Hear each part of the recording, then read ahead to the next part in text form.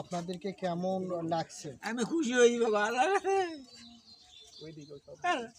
আল্লাহ খুশি হয়েছি, খুশি হয়ে গেলাম বাবা। যারা সহযোগিতা করবে যে তারা সহযোগিতা করছে, আল্লাহ তাকে রহম করবে, আল্লাহ যেন তাদের উপর রহমত করে। আল্লাহ রহম করবে, আল্লাহ তাই রহম। ওরা যে দুঃখ দুর্দশা দেখে এগিয়ে আসছে, এতে আপনি কেমন লাগতেছে? ভালো আছে বাবা, খুশি হয়েছি আমি আল্লাহ কাছে, আল্লাহ কাছে আমি খুশি হয়েছি মানে খুব খুশি হয়েছি। আল্লাহ যারা আপনাদের পাশে দাঁড়াইছে যে এই অসহায় সময়ে, যে তাদেরকে কিছু বলবেন আপনি? কি বলবো বাবা, তাদের ধন্যবাদ দেন। তাকে